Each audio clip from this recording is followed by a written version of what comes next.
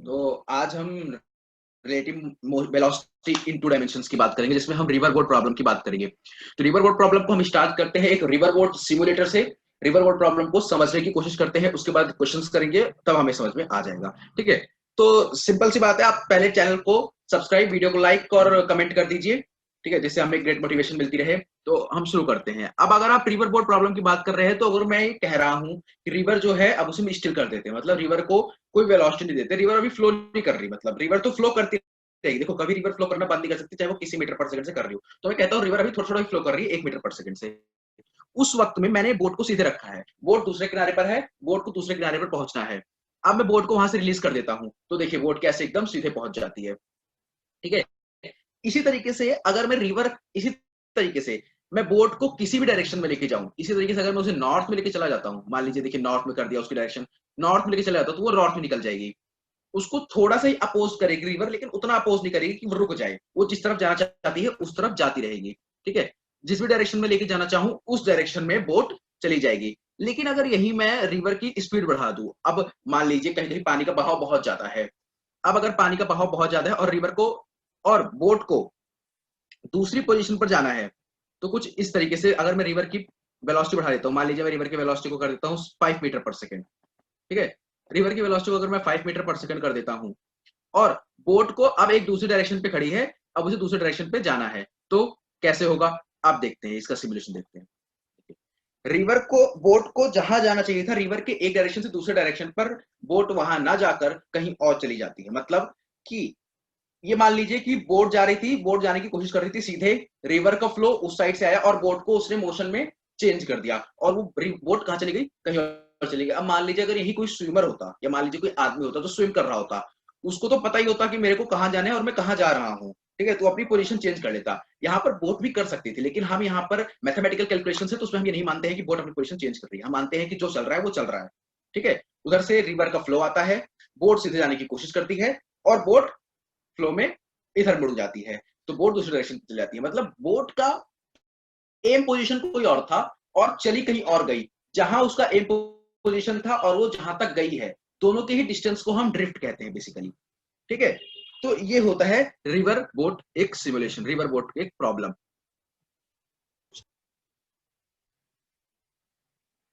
तो अभी हम देखते हैं कि ये सिमुलेशन देखने की कोशिश करते हैं कि अगर रिवर का फ्लो भी जिस डायरेक्शन में है और बोट भी जिस डायरेक्शन में जाने की कोशिश कर रही है, तो वो रिवर का फ्लो जिस डायरेक्शन में है, बोट भी जिस डायरेक्शन में जाने की फ्लो करती है, तो बोट कितनी जल्दी से निकल जाएगी, कितने कम सेकंड्स में बोट निकल जाएगी। और अगर रिवर की स्पीड रोक देते तो बोट बहुत देरी में चलती। ठीक है, इतनी बात तो बड़ी क्लियर थी। अब हम नोट से इस चीज को विजुअलाइज करने की कोशिश करेंगे, हम नोट से बात करेंगे और उन्हीं चीजों को नोट से समझने की एक और बार कोशिश करेंगे। अब रिलेटिव वेलोसिटी, तो अब हम एक मजेदार सिमुलेशन के बाद इस चीज को समझने की कोशिश करते हैं। Relative velocity in two dimension by achieve it. तो relative velocity in two dimension में आप क्या देखते हैं कि relative velocity in two dimension की बेसिकली हम बात कर रहे हैं यहाँ पर। जरा हम कुछ चीजों को, तो अभी हमने क्या कहा कि अगर रिवर कभी स्टिल हो, रिवर अगर फ्लो नहीं कर रही, मान लो यार रिवर तो हमेशा फ्लो करेगी, लेकिन मान लो उसकी वेलोसिटी बहुत कम है, मान लो 1 मीटर पर सेकंड है, तो बोट की वेलोसिटी उससे ज्यादा होगी और बोट निकल जाएगी, एकदम सीधे निकल जाएगी। लेकिन मान लो कभी की बोट की कभी जो रिवर फ्लो कर रही है, ये देखो रिवर फ्लो कर रही है और रिवर बहुत ही स्पीड से फ्लो कर रही है और बोट आगे जाने की कोशिश कर रही है, तो बोट आगे जाने की कोशिश कर रही है, बोट इसे और वाटर इधर जा रहा है, तो ये इसको इधर मूव करा के लेके जाएगा। ठीक है, ये इसको इधर मूव करा ले जाएगा, इस तरीके की इसी। और जहां तो ये जो पहुंचते पहुंचते बोट यहां पहुंच जाएगी, मतलब बोट को पहुंचना यहां था, पहुंच वो यहां गई, तो इन्हीं दोनों के ही डिस्टेंस को तो हम ड्रिफ्ट कहते हैं, इन्हीं दोनों के डिस्टेंस को हम बेसिकली ड्रिफ्ट कहते हैं। ठीक है, अब आगे बात करते हैं कि अब ये होना चाहिए कि जब हमारी बोट कोई, मान लो कि बोट अभी सीधे जाने की कोशिश कर रही थी, बोट सीधे जाने की कोशिश कर रही थी और रिवर उसे उसके लेफ्ट साइड से उसे धक्का देने की कोशिश कर रही थी और वो बोट मूव कर जाती है दूसरे डायरेक्शन में। अगर कोई उसका एंगल ही ऐसा कर दिया जाए, मान लो इस बोट का मैं कुछ एंगल ही कर दूं, इस बोट का कुछ एंगल कर दूं और पीछे से वाटर आए, और वाटर आते ही ये इस तरफ जाने की कोशिश कर रही है, वाटर इसे इस तरफ ले जाएगा मूव करा के। लेकिन अगर मैं इसको थोड़ा इस तरफ कर दूं और वाटर इस तरफ से आए, मान लो ये कोई बोट है, इस बोट को मैं इस तरफ मूव कराने लग जाऊं, ठीक है, और इस तरफ से वाटर आ रहा है, इस तरफ से वाटर आ रहा है, ये बोट मैंने इसको इस एंगल में मूव कराने की कोशिश करी, मतलब वो सीधे नहीं, एंगल मूव कराने की कोशिश करें तो ये इसको मूव करा के बिल्कुल सीधा कर देगा। इस तरीके से हम इन्हीं कॉन्सेप्ट को, इसी एंगल को कैलकुलेट करने की नीचे अब हम कोशिश करेंगे कि कैसे कैलकुलेट करें। तो अभी हम कुछ कैलकुलेशंस को कैलकुलेट करने की कोशिश करते हैं। मतलब कि मैं देखता हूं कि वेलोसिटी ऑफ बोट क्या है रिवर के रेस्पेक्ट में। मतलब बोट तो यार रिवर पे मूव कर रही होगी तो उसकी वेलोसिटी कुछ रिवर के रेस्पेक्ट में आएगी, यानी 4 जे कैप। रिवर की वेलोसिटी क्या है ग्राउंड के रेस्पेक्ट में, मतलब वेलोसिटी तो एक्स डायरेक्शन मूव कर रही है तो मतलब उसकी वेलोसिटी क्या होगी 3 आई कैप। तो यार velocity of boat with respect to ground कैसे निकलेगी, तो velocity of boat with respect to ground निकालने के लिए वेलोसिटी ऑफ बोट जो कि रिवर के रेस्पेक्ट पर है और रिवर की वेलोसिटी जो ग्राउंड के रेस्पेक्ट पर है, इन दोनों को हम ऐड कर दे तो मुझे मिल जाएगी velocity of boat with respect to ground. तो इस तरीके से 4 जे cap plus 3 I cap meter per second velocity of boat with respect to ground मिल जाएगी। मतलब बोट की जो वेलोसिटी है वो ग्राउंड के रेस्पेक्ट पर क्या है, हम को ये पता है कि बोट की वेलोसिटी रिवर के रेस्पेक्ट में क्या है, लेकिन हमें ये नहीं पता कि बोट की वेलोसिटी ग्राउंड के रेस्पेक्ट में क्या है। तो अगर रिवर की भी वेलोसिटी और बोट की भी वेलोसिटी, दोनों ही वेलोसिटीज को ऐड कर दे विथ रेस्पेक्ट टू रिवर और विथ रेस्पेक्ट टू ग्राउंड, तो मिल जाए velocity of boat with respect to ground. इस तरीके की बात हमने करी। अब हम इसी को एक एंगल कैलकुलेट करने की कोशिश करेंगे कि किस एंगल में उसको रखे कि बोट जो है अपने एम पोजीशन पर पहुंच जाए, वो ड्रिफ्ट ना करे, एम पोजीशन पर पहुंचने की कोशिश करे, क्योंकि उसे पहुंच जाते किनारे पर ये कहीं ना कहीं कितने की हुई। ठीक है, तो 1 किलोमीटर हम मान लेते हैं कि जो रिवर की टोटल लेंथ है। तो velocity of river with respect to ground मैंने कहा था 3 आई cap. Velocity of boat with respect to river 4 J cap कहा था। तो इसकी ग्राउंड के रेस्पेक्ट में वेलोसिटी ऑफ बोट जो हो गई थी वो 3 आई कैप प्लस 4 जे कैप मीटर पर सेकंड हो गई थी। अगर मुझे कैलकुलेशन करनी है तो टाइम कितना लगेगा इस बोट को यहां पर पहुंचने की, ठीक है, एक इस डिस्टेंस को कैलकुलेट करने में बोट को टाइम क्या लगेगा। तो 4 मीटर पर सेकंड से बोट जा रही थी, ठीक है, रिवर के रेस्पेक्ट में। तो और 1000 मीटर का डिस्टेंस था तो क्या होगा 250 सेकंड्स हो गया। इस तरीके से कैलकुलेट कर सकते हैं, distance is also speed into time. इस तरीके से कैलकुलेट कर सकते हैं। अगर हमें अब ड्रिफ्ट कैलकुलेट करनी है, मान लो हमें ड्रिफ्ट कैलकुलेट करनी है, तो ड्रिफ्ट कैसे कैलकुलेट करेंगे। तो 3 मीटर पर सेकंड से अगर ये जा रहा है तो ये भी तो उतना ही टाइम लेगा यहाँ पहुंचने में जितना टाइम इसने लिया होगा। तो हम इन दोनों टाइम को जस्ट मल्टीप्लाई कर देते हैं, जो इसका टाइम हमने यहाँ से 250 निकाला है, और 3 मीटर पर सेकंड किसका, वेलोसिटी ऑफ रिवर का विथ रेस्पेक्ट टू ग्राउंड, ठीक है, उसको मल्टीप्लाई कर देते हैं और आंसर आ जाएगा 750 मीटर। कि हमने ड्रिफ्ट को भी कैलकुलेट कर लिया, ये ड्रिफ्ट की भी कैलकुलेशन हो गई इस तरीके से। ठीक है, हम ड्रिफ्ट को भी कैलकुलेट कर सकते हैं। जैसे कि हम देख रहे हैं कुछ एंगल्स कैलकुलेट करने की कोशिश करते हैं। वेलोसिटी ऑफ बोट जो जा रही थी सीधे, ठीक है, रिवर फ्लो कर रही थी ऐसे, रिवर ये सीधे जा रही थी, रिवर इसे ऐसे फ्लो कर रही थी, रिवर इसे मूव करा के इस डायरेक्शन में ले गई। ये 4 से जा रहा था, रिवर 3 से जा रहा था, तो अब बोट किससे जाने लग जाएगी 5 मीटर पर सेकंड से। ठीक है, तो इस तरीके से भी हम इसकी कैलकुलेशन कर सकते हैं कि 5 मीटर पर सेकंड जो हमने ऊपर इनिशियली हमने ये जोड़ा था कि 3 आई कैप प्लस 4 जे कैप को जो हमने कैलकुलेट किया था कि velocity of boat with respect to ground. तो इस तरीके से velocity of boat with respect to ground हमसे निकल जाएगा। और अगर हमें थीटा पता करना है कि किस एंगल पर ये मूवमेंट हो रही है, तो थीटा पता करना है तो थीटा के सामने वाला होता है परपेंडिकुलर, तो 3/4 आ जाएगा, यानी थीटा की वैल्यू आ जाएगी 37 डिग्री। ठीक है, तो इस तरीके से हम कर सकते हैं। अब हमें एक ऐसा एंगल सेट करना है जिस मतलब कि बोट अभी सीधे मूव कर रही थी, लेकिन मुझे बोट को अब सीधे नहीं मूव कराना, मुझे उसको वहां पहुंचाना जहां उसको जाना है।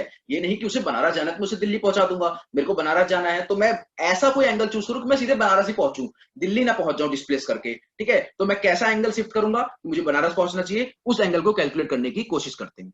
अगर मैं इसको इस डायरेक्शन में कर दूं, ठीक है, और रिवर का फ्लो ऐसा आएगा, तो ये जो बोट होगी वो कुछ इस डायरेक्शन में चली जाएगी, मतलब उसे जहां पहुंचना है वो वहां पहुंच जाएगी। तो ये थीटा क्या होगा, इस थीटा की कैलकुलेशन की बात करते हैं। अच्छा, जिस डायरेक्शन में मैंने बोट को अपनी छोड़ा है उसके 2 कंपोनेंट्स कर लूं, एक उसका हॉरिजॉन्टल कंपोनेंट, एक उसका वर्टिकल कंपोनेंट। ठीक है, हॉरिजॉन्टल कंपोनेंट और वर्टिकल कंपोनेंट को लिखने का तरीका, मतलब इसे मैं सिंपली कैलकुलेट कर सकता हूं साइन थीटा से। साइन थीटा से कैलकुलेट करने का तरीका क्या है, साइन थीटा से सामने वाला 3/4 करके, ठीक है, ये 4 था जिससे मैंने उसको बोट को छोड़ा था, ठीक है, हाइपोटेनस और ये उसका परपेंडिकुलर। तो इस तरीके से 3/4 यानी साइन इनवर्स 3/4, मतलब इस डिग्री पे रखूंगा तो मेरा जो बोट है वो मेन डायरेक्शन पे पहुंच जाएगा, जहां उसे जाना है वहां वो चला जाएगा। या इसी को कैलकुलेट करने का एक और भी तरीका है, उस तरीके को हम जरा देखते हैं। इसी को कैलकुलेट करने का ये तरीका, एक तरीका ऐसा है कुछ कि जिसमें हम उसी कंपोनेंट्स को राइट कर सकते हैं। एक इसका एनालिटिकल मेथड जिससे हम उसके कंपोनेंट को राइट कर सकते हैं। मतलब कि बोट की जो वेलोसिटी थी रिवर के रेस्पेक्ट में वो कैसी थी, मैंने इसके 2 कंपोनेंट्स किए थे, एक ऊपर वाला कंपोनेंट, एक हॉरिजॉन्टल कंपोनेंट। तो 4 cos j cap minus 4 sin i cap, क्योंकि sin i कैप यहां जा रहा था। ठीक है, इसके कंपोनेंट करूंगा। उसके बाद बोट का क्या है, बोट का विथ रेस्पेक्ट टू ग्राउंड कैसे निकाल रहे थे, बोट का विथ रेस्पेक्ट टू रिवर और रिवर का विथ रेस्पेक्ट टू ग्राउंड। तो इस तरीके से हम इसमें से इसे माइनस कर सकते हैं। देखो ये इधर ऊपर हमने कैलकुलेट किया है और बस river with respect to ground इसको जोड़ रहे हैं। अब ये एंगल हो जाना चाहिए 0, ये एंगल अब 0 हो जाएगा, तो ये जैसे ही ये एंगल 0 होगा वैसे ही हमारा साइन इनवर्स अगेन का अगेन 3/4 आ जाएगा। जैसे ये 0 होगा वैसे ही साइन इनवर्स आ जाएगा। मेजर प्रॉब्लम आती है इसमें, एक और आती है एरोप्लेन प्रॉब्लम। मतलब कि मैं जब एरोप्लेन की कोई एयर नहीं होती, मान लो कि कोई हवा ही नहीं चल रही है और हवा भी कुछ नहीं चल रही, एरोप्लेन आती है ऊपर से और रनवे पे आके बिल्कुल सीधे लैंड कर जाती है। लेकिन ये मान लो कभी हवा चल रही है बहुत तेज डायरेक्शन में, एरोप्लेन ऊपर से आती है और जैसे ही हवा उस साइड से आती है एरोप्लेन नीचे आ रही है एकदम सीधे डायरेक्शन पर परपेंडिकुलरली, तो हवा उसे उड़ा के लेके जाएगी रनवे से बाहर। रनवे से बाहर लेके जाएगी मतलब उसका हो जाएगा एक्सीडेंट। तो इस एक्सीडेंट से बचाने के लिए पायलट को कैसा एंगल शिफ्ट करना है, वो उस चीज की कैलकुलेशन हम एरोप्लेन प्रॉब्लम में करने जा रहे हैं कि पायलट कैसा एंगल को शिफ्ट करे कि एयर आए और एयर उसको सीधा कर दे जाके। ठीक है, तो इस तरीके के कॉन्सेप्ट को हम यहां पर सीखने जाएंगे कि कैसा एंगल उस पायलट को शिफ्ट करना चाहिए जिससे वो अपने एरोप्लेन को इस तरीके से मूव करे कि एयर जो आए उस एरोप्लेन को एकदम सीधे डायरेक्शन पर ले जाए।